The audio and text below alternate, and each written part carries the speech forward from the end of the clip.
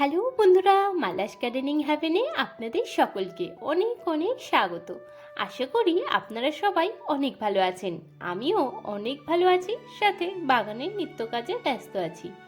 বন্ধুরা, আজকের কাজ তো শুরু করব, তার আগে আপনাদেরকে এই কামিনী ফুলের গাছটা দেখাই। এটা হলো মিনিয়েচার কামিনী ফুলের গাছ, আর এটির বয়স বেশ অনেক বছরই হলো। আর বাগানে রয়েছে একটা 20 লিটারের ড্রামে। আর ড্রামের ওপরের অংশটা কেটে মাটি তৈরি করে বসিয়েছিলাম, আর গাছটা দেখুন, গাছ ভরে ফুল এসেছে।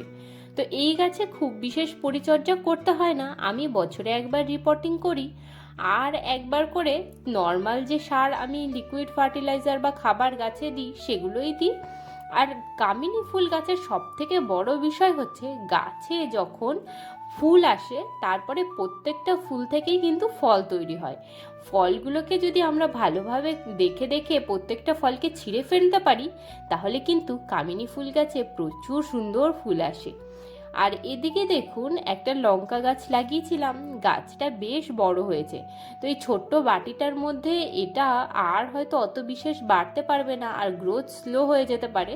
তার জন্য এটাকে ভাবলাম এই বড় বালতিটার মধ্যে বসিয়ে দিই। এই বালতিটার মধ্যে অন্য ফুলের একটা গাছ ছিল, অর্থাৎ ওই যে পিটুনিয়া ফুলের গাছ বেশ অনেকগুলো লাগিয়েছিলাম, তার মধ্যে একটা একটা করে শুকোতে শুরু করেছে। এই দেখুন, এই প্লাস্টিকের মধ্যেও একটা পিটুনিয়া ফুলের গাছ লাগিয়েছিলাম, সেই গাছটাও শুকিয়ে গেছে। তো প্রচুর ফুল দিয়েছে এবছর, আর এখন আস্তে আস্তে একটা একটা করে ফুল শেষ হতে শুরু করবে। আর পিটুনিয়ার গাছ তুলে মাটিতে অন্য গাছ বসিয়ে দিতে হবে। তো এই বালতিতেও অন্য একটা পিটুনিয়া ফুলের গাছ ছিল, তো গাছটা শুকিয়ে গেছিল আর বালতিটা ফাঁকাই পড়েছিল। তো কি করব, লঙ্কা গাছটার যেহেতু প্রয়োজন ছিল, সেহেতু লঙ্কা গাছটাকে বসিয়ে দিলাম। এখন যেহেতু গাছটার জন্য একটু বেশি জায়গা পেয়েছে, তো এখানে গাছটা ভালোভাবে গ্রোথ করতে পারবে আর খাবারও পাবে। আর ওই বালতিটার মধ্যে একটা ছোট্ট ফুলের চারাও হয়েছিল, তা ওই ফুলের চারাটাকে নষ্ট করলাম না। বাটিটার মধ্যে প্লাস্টিক থেকে যেটুকু মাটি ছিল সেই মাটিটুকু দিয়ে গাছটুকুকে বসিয়ে দিলাম। এবার গাছে জল দেওয়ার পালা। এখন যেহেতু প্রচণ্ড গরম, গাছ কিন্তু এক জায়গা থেকে এক জায়গায় রিপ্লেস করতে গেলে খুবই সমস্যা হচ্ছে। আর বেশ অনেক গাছই এবছর সবজির দানা ফানা লাগিয়েছিলাম, কিন্তু এক হলো পোকার আক্রমণ, যে পোকা এসে দানা থেকে চারা বার হবার সাথে সাথেই খেয়ে ফেলে চলে যাচ্ছে। আর এই ধরনের ছোট চারা হচ্ছে একদমই নুয়ে পড়ে গোড়া শুকিয়ে মারা যাচ্ছে। তো এখন চলুন দেখে নিন নয়নতারা ফুল গাছকে ঝাঁকড়া করবার উপায়। এখন তো গরমকাল, গরমে কিন্তু নয়নতারা ফুল প্রচুর ফোটে। তো এই সময় গাছকে যদি আমরা বেশ ঝোপালো করে ফেলতে পারি, তাহলে কিন্তু এই গাছ থেকে প্রচুর ফুল পাওয়া যায়। তো ঝোপালো করবার জন্য নয়নতারা ফুলের এরকম ছোট গাছেই যদি কুঁড়ি চলে আসে বা ফুল হওয়া শুরু করে, তাহলে কিন্তু গাছ ঝোপালো হতে পারবে না। তার জন্যই এরকম ছোট অবস্থাতেই গাছের ডগাটাকে পিঞ্চিং করে দিতে হবে। যখনই আমরা গাছের ডগাকে পিঞ্চিং করে দেব, সাইড থেকে নতুন অনেক ছোট ছোট ব্রাঞ্চ বার হবে, আর তার থেকেই কিন্তু গাছটা আস্তে আস্তে ঝোপালো তৈরি হয়ে যাবে, বেশ একটা বড় সাইজ হয়ে যাবে, আর গাছ প্রপার শেপে চলে আসবে। তারপরে কিন্তু আমরা গাছ থেকে ফুল নেব বা পিঞ্চিং করা বন্ধ করব। যতদিন না গাছ এরকম বড় সাইজের হয়ে উঠছে, ততদিন কিন্তু গাছ থেকে ফুল নেওয়া যাবে না। আর এখানে দেখুন আরও একটা লঙ্কার গাছ।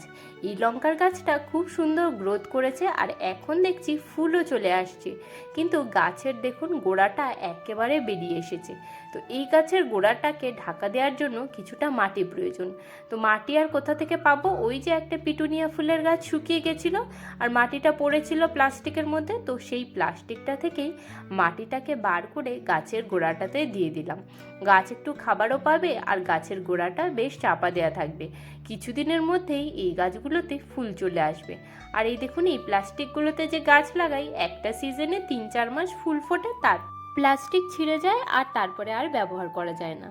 তো এই দেখুন, এখানে প্রত্যেক দিন এসে ছাদ একবার করে ঝাড় দিই সকালবেলা, দিয়ে সেগুলোকে আর তোলা হয় না, এই কোণাতে পড়ে থাকে। তো দেখুন বেশ অনেকগুলো জমে গেছে, এখন দেখতেও খারাপ লাগছে, তো এগুলোকে তুলে নেব গ্রো ব্যাগে। এইভাবে গ্রো ব্যাগের মধ্যে আস্তে আস্তে কিছু পরিমাণে সবজির খোসা আর কিছু পরিমাণে ছাদ দেওয়া শুকনো পাতা মিলেমিশে একটা কিন্তু সুন্দর বেড তৈরি হয়ে যাবে। আমি এর আগেও এইভাবে বেড তৈরি আপনাদেরকে দেখিয়েছি। ছাদে যেহেতু অনেক গাছ, জল দেওয়ার পর সময় বেশ খানিকটা মাটিও বেরিয়ে আসে আর এত গাছে শুকনো পাতা চলে আসে। এই সবই কিন্তু প্রত্যেক দিন আমি পরিষ্কার করি। এই দেখুন এতগুলো জমে গেছে মাত্র 3 দিনে। এখন এগুলোকে সব ভরে রেখে দেব। আর এখন পুরো ঠেসে ঠেসে ভর্তি করলেও ঠিক 2 দিনের মাথায় আবার কিন্তু এটা নিচের দিকে চলে যাবে। আবার নতুন আমি এর মধ্যে সবজির খোসা বা ছাদ ঝাড় দিয়ে এইভাবে ময়লা দিতে পারবো।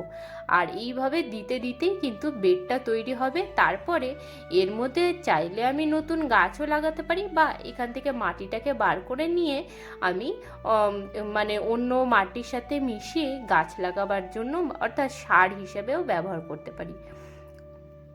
আর সত্যি কথা বলতে এই সারের মধ্যে কিন্তু অনেক নিউট্রিশন থাকে, আর এগুলোকে কিন্তু ফেলে দেওয়ার একদম প্রয়োজন নেই। বাগানের সমস্ত জিনিস কিন্তু বাগানে গাছেদেরই কাজে চলে আসে।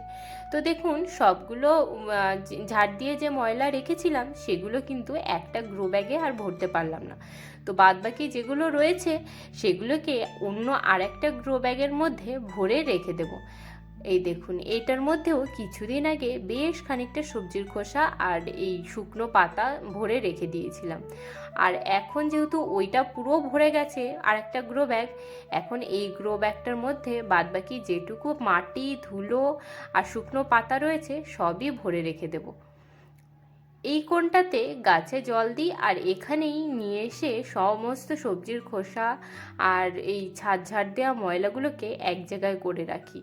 আসলে রোজ দিন এগুলোকে তোলা আর পরিষ্কার করা হয় না। সকালবেলা এসে কোনো রকম পুরো ছাদটা ঝাড় দিয়ে এই সাইডে রেখে দিয়ে চলে যাই। আর এই দেখুন এখন এই সমস্তকে একবারে তুলে দিলাম। তারপরে আবার কালকে থেকে ঝাড় দেওয়া চালু হবে। আবার 2-3 দিনের মধ্যে বেশ এতখানি পুরো পাতা রেডি হয়ে যাবে, আবর্জনা রেডি হয়ে যাবে, সেগুলোকে আবার গ্রো ব্যাগে তুলে দেব।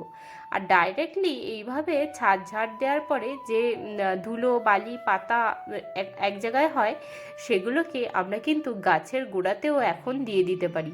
এখন যেহেতু প্রচণ্ড গরম, এগুলো যদি গাছের গোড়ায় দিয়ে দেওয়া যায় ডাইরেক্টলি সানলাইটটা গাছের গোড়ায় পড়বে না, আর গাছটা কিন্তু অনেকটাই ঠান্ডা থাকবে। মাটি তা খুব তাড়াতাড়ি ড্রাইও হবে না। তো দেখুন কথা বলতে বলতে সমস্ত মাটিগুলো তুলে নিয়েছি। এবার ভালোভাবে ঝাড় দিয়ে বাদবাকি ধুলোগুলোকে সাইড করে রেখে দেবো। আর এই যে গ্রো ব্যাগের মধ্যে মাটি আর এই সে শুকনো পাতা ফাতা জমালাম, এগুলোর মধ্যে একটুখানি করে জল দিয়ে দেবো। তাহলে কি হবে, কম্পোস্টিংটা শুরু হয়ে যাবে। আর এখন হলো গরমকাল, এই সময় কিন্তু কম্পোস্ট খুব তাড়াতাড়ি তৈরি হয়। সবজির খোসা বলুন, পাতা পচা সার বলুন, আর যা কিছু সার আপনারা এই সময় যদি তৈরি করতে পারেন তো দেখবেন খুবই তাড়াতাড়ি তৈরি হয়ে যায়। আর এই যে শুকনো পাতা আর সবজির খোসা এগুলো দিলাম, এগুলো 2-3 দিনের মধ্যেই একদম নিচে চলে যাবে এই গ্রো ব্যাগে। আবার কিন্তু বেশ খানিকটা সবজির খোসা আর এই শুকনো পাতা আমি দিতে পারবো। আর এইদিকে দেখুন খড়গুলো যে ডিকম্পোজ হওয়ার জন্য দিয়েছিলাম সেগুলো এখনও পুরোপুরি হয়ে পারেনি, তবে এখন ভাবছি যে এর মধ্যে ছোট ছোট কিছু গাছ লাগিয়ে দিলে হয়। আর এদিকে দেখুন আমার ইনডোর প্লান্টের গাছগুলোর গ্রোথ কিন্তু খুবই সুন্দর আছে, আর আস্তে আস্তে ক্যালাডিয়ামের পাতাগুলো বড় হওয়া শুরু করেছে। তো আজকের ভিডিওটা বন্ধুরা আমি এখানেই শেষ করছি। আমার ভিডিও আপনাদের কেমন লাগছে কমেন্টে অবশ্যই জানাবেন। ভিডিওটা যদি ভালো লাগে লাইক, শেয়ার, সাবস্ক্রাইব করে আমার পাশে থাকবেন। আর নিত্য নতুন গাছ প্রতিনিয়ত প্রত্যেক দিন লাগাতে থাকবেন, যাতে প্রকৃতিকে একটু সুন্দর করে তোলা যায় আর দূষণের হাত থেকে আমরা যাতে বাঁচতে পারি। আজকের মতন এইটুকুই। টাটা বন্ধুরা।